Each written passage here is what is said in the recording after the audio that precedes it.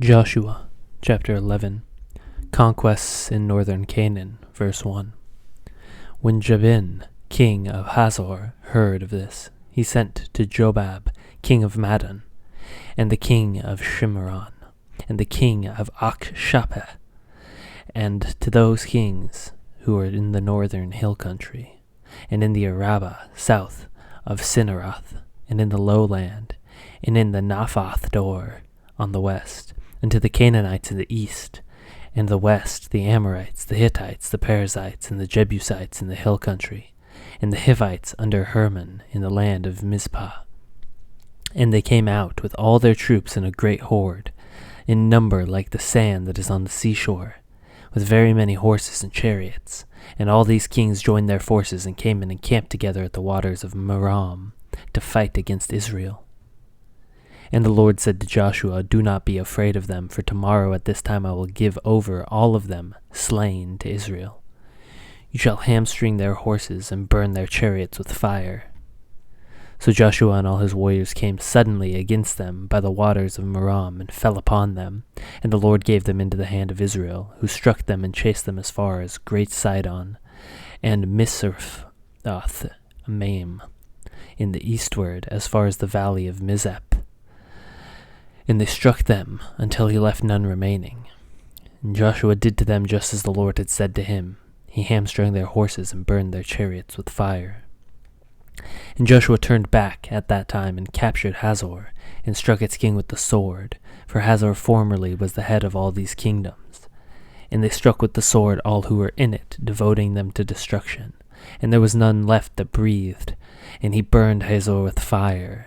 And all the cities of those kings and all their kings Joshua captured and struck them with the edge of the sword, devoting them to destruction, just as Moses the servant of the Lord had commanded. But none of the cities that stood on mounds did Israel burn, except Hazor alone. That Joshua burned.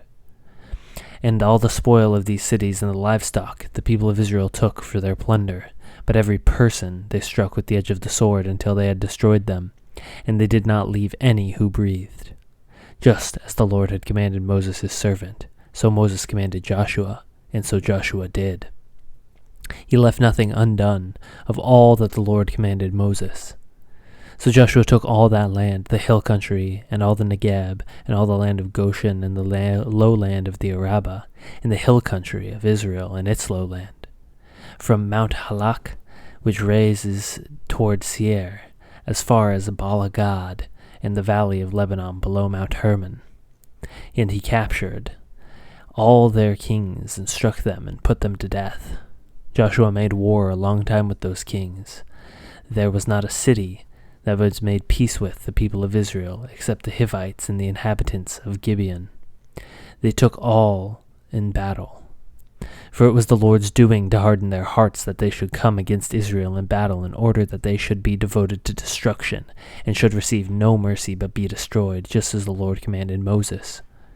And Joshua came at that time and cut off the Anakim from the hill country, from the Hebron, and from Debir, and from Anab, and from all the hill country of Judah, and from all the hill country of Israel. Joshua devoted them to destruction with their cities. There was none of the Anakim left in the land of the people of Israel. Only in Gaza, in Gath, and in Ashdod did some remain. So Joshua took the whole land according to all the Lord had spoken to Moses, and Joshua gave it for an inheritance to Israel, according to their tribal allotments, and the land had rest from war.